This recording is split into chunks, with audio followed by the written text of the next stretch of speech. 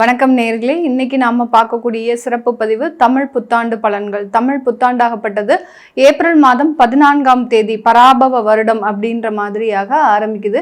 இந்த பராபவம் அப்படின்னு சொன்னோம்னா சுழற்சி முறை அப்படின்னா அதற்கு உண்டான ஒரு பொருள். ஆனால் ஜோதிட ரீதியாக பார்த்தீங்கன்னா இந்த பராபவ வருடத்துல ஒரு சுழற்சி அப்படின்றது வெற்றி அப்படின்றது ஒரு தோல்வியையும், தோல்வி அப்படின்றது ஒரு வெற்றியையும் குறிக்கக்கூடிய ஒரு அமைப்பாக தான் இந்த பராபவ வருடம் இருக்க போகுது. யார் யாருக்கெல்லாம் நீங்க நன்மைகள் கிடைக்கல அப்படின்னு நினைக்கிறீங்களோ அவர்களுக்கு எல்லாருக்குமே ஒரு நன்மைகள் கிடைக்கக்கூடிய ஒரு ஆண்டாகவும், தோல்வியே இல்லாத சில நபர்களுக்கு இந்த ஆண்டு ஒரு தோல்வியை கொடுக்கக்கூடிய ஒரு ஆண்டாகவும் தான் இந்த பராபவ வருடம் இருக்க போகுது. இந்த வருடத்துல இருக்கக்கூடிய கோச்சார கிரகங்களின் நிலவரங்கள் அப்படின்னு பார்க்கும்போது வருடம் ஆரம்பிக்கும் போது அந்த சூரியன் சுக்கிரன் சேர்க்கை அந்த மேஷ ராசியில இருக்கு, மிதுன ராசியில குரு பகவான், அடுத்து சிம்ம ராசியில கேது பகவான், கும்ப ராசியில ராகு பகவான், அடுத்து சனி பகவான் மீன ராசியில இருக்கிறார். இதுதான் வருடம் ஆரம்பிக்கும் போது இருக்கக்கூடிய கோச்சார கிரகங்களின் நிலவரங்கள். இந்த வருட பலன்களை நம்ம தீர்மானிக்கும் போது வருட கிரகங்களாகப்பட்ட அந்த குரு பகவான் பார்த்தீங்கன்னா ஜூன் மாதம் 2ஆம் தேதி, அதாவது வைகாசி மாதம் 17ஆம் தேதி பெயர்ச்சி ஆகிறார். மிதுன ராசியிலிருந்து உச்சம் பெற போறார். கடக ராசிக்கு சென்று அங்க உச்சம் பெற்ற ஒரு குரு பகவானா பெயர்ச்சியாக போகிறார். அடுத்து பார்த்தீங்கன்னா இந்த குரு பகவான் திரும்பியும் அதிசாரம் பெறுகிறார். அதிசாரம் அப்படின்னா விரைவாக நகர்ந்து சென்று அடுத்த ராசிக்கு பயிற்சி ஆகிறது தான் அதிசாரம். இந்த அதிசார ஒரு பயிற்சியாகப்பட்டது ஐப்பசி மாதம் நிகழக்கூடிய ஒரு அமைப்பாக இருக்கு. ஐப்பசி மாதம் 14ஆம் தேதி அந்த குரு பகவான் மீண்டும் அதிசாரம் பெற்று வருகிறார். இந்த குரு அதிசார நிவர்த்தி ஆகப்பட்டது 25ஆம் தேதி ஜனவரி மாதம், அதாவது தை மாதம் 10ஆம் தேதி இந்த குரு அதிசார நிவர்த்தி அடைகிறார். இதுதான் இந்த இடத்துல இருக்கக்கூடிய ஒரு முக்கியமான கிரகங்களின் பெயர்ச்சி. அடுத்து ராகு கேது அப்படின்னு சொல்லக்கூடிய அந்த நிழல் கிரகங்களாகப்பட்ட அந்த சர்ப்ப கிரகங்களின் பெயர்ச்சியாகப்பட்டது கார்த்திகை மாதம் 19ஆம் தேதி, அதாவது டிசம்பர் மாதம் 6ஆம் தேதி அந்த கேது பகவான் சிம்ம ராசியிலிருந்து கடக ராசிக்கும், ராகு பகவான் கும்ப ராசியிலிருந்து மகர ராசிக்கும் பெயர்ச்சியாகி வருகிறார். இது வக்ர கிரகங்கள் அப்படின்றதுனால அது ரிவர்ஸ்ல தான் எப்போதுமே இதனுடைய சுழற்சி இருக்கும். சனி பகவான் இந்த தமிழ் வருடத்துல பராபவ வருடத்துல மீன ராசியில இருந்து வக்ரம் அடைகிறார். எப்போ வக்ரம் அடைகிறார் சனி பகவான் அப்படின்னு பார்க்கும்போது கார்த்திகை மாதம் 24ஆம் தேதி, அதாவது டிசம்பர் மாதம் 11ஆம் தேதி வக்ரம் அடைகிறார். இந்த வக்ரம் அடையக்கூடிய ஒரு சூழ்நிலையில இந்த மாதிரியான இந்த பராபவ வருடத்துல இருக்கக்கூடிய கிரகங்களின் கோச்சார நிலவரங்களின்படி ஒவ்வொரு ராசி என்பர்களுக்கும் உண்டான பலன்களை பற்றி பார்க்க போறோம். அந்த பலன்கள்ல நமக்கு என்ன மாதிரியாக இருக்கு, ஒவ்வொரு ராசிக்கும் என்னென்ன ஏற்ற இறக்கங்கள் இருக்கு, நீங்க எந்த மாதிரியாக சில விஷயங்களை மாற்றிக்கணும் அப்படின்றது தான் இந்த பதிவுல தெளிவா பார்க்க போறோம். இந்த சேனலை முதன்முறையா பாக்குறீங்க அப்படின்னா சப்ஸ்கிரைப் பண்ணிக்கோங்க, பெல் பட்டன்ல ஆல் ஆப்ஷன் சூஸ் பண்ணிக்கோங்க. மிதுன ராசி அன்பர்கள் ரொம்ப ஸ்மார்ட்டா ரொம்ப யுனிக்கா இருக்கக்கூடிய ஒரு நபர்கள் இந்த மிதுன ராசி அன்பர்கள். தன்னுடைய திறமையில எந்த விதமான ஒரு அமைப்புமே இவர்களுக்கு மிகப்பெரிய ஒரு மாற்றத்தை கொடுக்கும். அதாவது திறமைகளை நம்பி உழைப்பவர்கள் அப்படின்னு சொன்னா அது மிதுன ராசி அன்பர்கள் தான். திறமைக்கு அப்பாற்பட்டு இவர்கள் அந்த வேலை ரீதியாக சில விஷயங்களை கடுமையான ஒரு போராட்டத்தோட தான் இவர்கள் அனுபவிக்கக்கூடிய ஒரு நேரமாக இருக்கும். அதே மாதிரி அந்த திறமைக்கு ஏற்ற அங்கீகாரம் அப்படின்னு கேட்டிங்கன்னா இவர்கள் பிறந்த இடத்துல இருந்து ஒரு 1000-1500 கிலோமீட்டர் தள்ளி தான் இந்த மிதுன ராசி என்பர்களுக்கு அவர்களுக்கு உண்டான அங்கீகாரம். இவர்கள்கிட்ட ஒரு வேலை கொடுக்குறாங்க அப்படின்னா அதை ரொம்ப ஸ்மார்ட்டாகவும் ரொம்ப எளிமையாகவும் செய்து முடிக்கக்கூடியவர்கள். குடும்பம் ரீதியாக நிறைய விஷயங்கள்ல ரொம்ப அந்யோன்யத்தை எதிர்பார்க்கக்கூடியவர்களும் இந்த மிதுன ராசி என்பர்கள். குடும்பத்துல இருக்கிறவங்க இவர்களோடு பாசமாக இருக்கணும், எந்த விதமான சண்டை சச்சரவுகளும் இருக்கக்கூடாது அப்படின்னு நினைக்கிறவங்க. யார் வீட்டுக்கு வந்தாலும் அவர்களை மிகவும் ஒரு அருமையாக, அதாவது ரொம்ப ஒரு தாய் போன்று அவர்களை ஒரு பரிமாறக்கூடியவர்கள் இந்த மிதுன ராசி என்பர்கள். இவர்களுக்கு இந்த தமிழ் வருடம் பராபவ வருடம் இவர்களினுடைய குடும்பம் ரீதியான நிறைய பிரச்சனைகள்ல இருந்து வெளிவரக்கூடிய ஒரு நேரமாக இருக்கும்.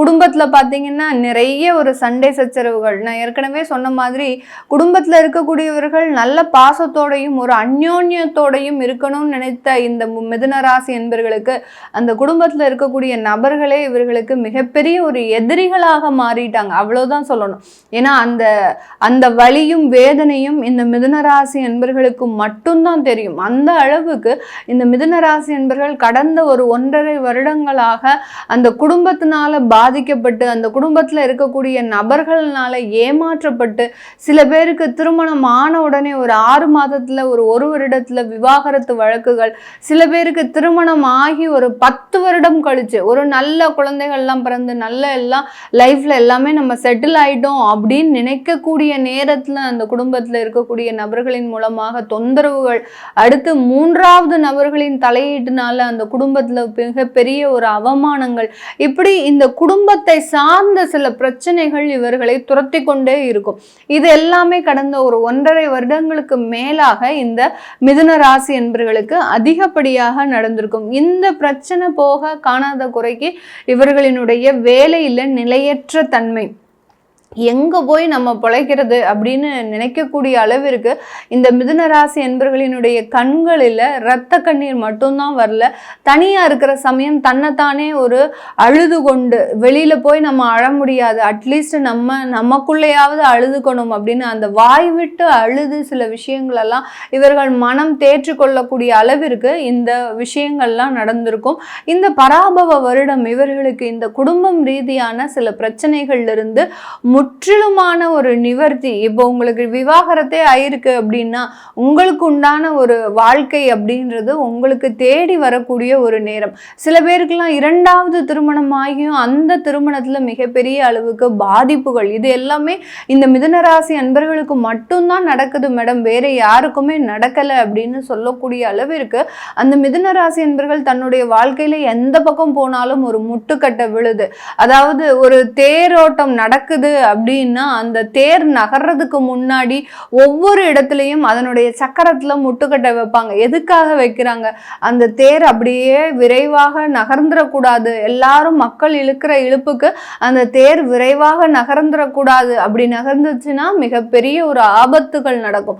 அதனாலதான் அந்த முட்டுக்கட்டை வைக்கிறாங்க. ஆனா இந்த மிதுனராசி அன்பர்களுக்கு அவர்களினுடைய வாழ்க்கைன்ற ஒரு தேர்ல பாத்தீங்கன்னா ஒவ்வொரு நொடி பொழுதும் ஒரு முட்டுக்கட்டை. யாராவது வந்து நீ இது செஞ்சா தப்பு, நீ இந்த தொழிலெல்லாம் போகக்கூடாது, உனக்கு வேலை தான் லாய்க்கு, அந்த வேலைக்கு போகாத, இந்த வேலைக்கு போகாத, இந்த பொண்ணை பார்க்காத, அந்த கல்யாணம் பண்ணிக்காத, இப்படி ஒவ்வொரு இடத்திலையும் அந்த முட்டுக்கொட்டையை சந்தித்து கொண்டு இருக்கின்றவர்கள் இந்த மிதுன ராசி என்பவர்கள்.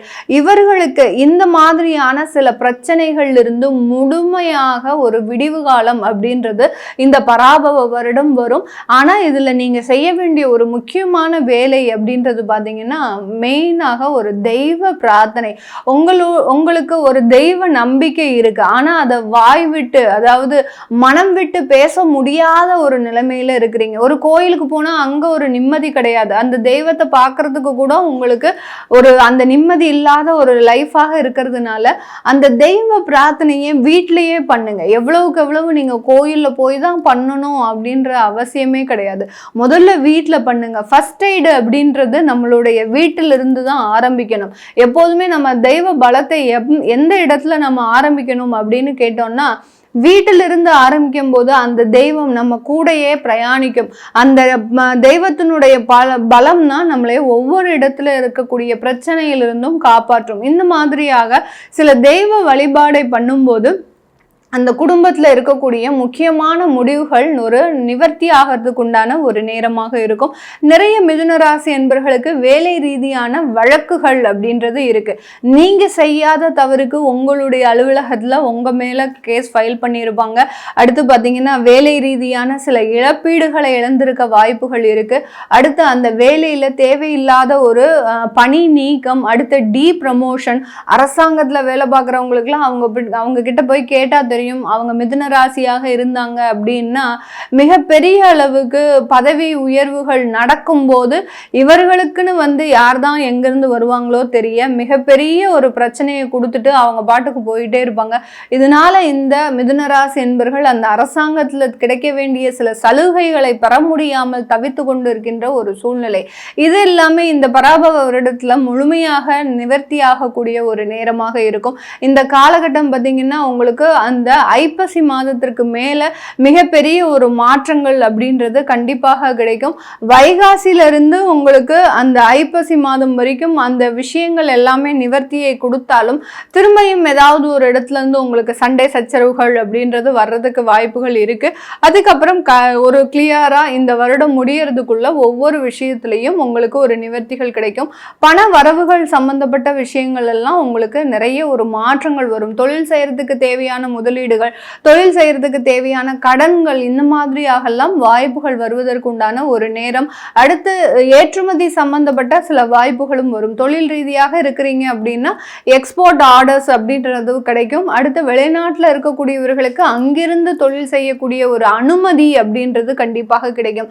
வெளிநாட்டில் இருக்கிறவங்க நிறைய பேர் பார்த்தீங்கன்னா மிதுனராசி என்பவர்கள் இங்கே ஏதாவது தொழில் செய்யலாம் அப்படின்னு நீங்கள் சில அப்ரூவல்ஸுக்கெல்லாம் நீங்கள் ரிஜிஸ்டர் பண்ணியிருப்பீங்க. அதெல்லாம் கிடைக்காமலே இருந்திருக்கும்.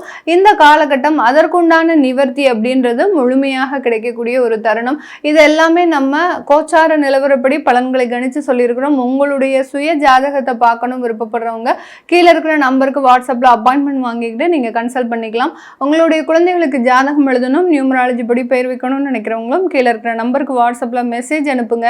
அதற்குண்டான விவரங்கள் தெரிய வரும். உங்களிடமிருந்து விடைபெறுவது உங்கள் ஆஸ்ட்ரோ பூர்ணா. நன்றி, வணக்கம்.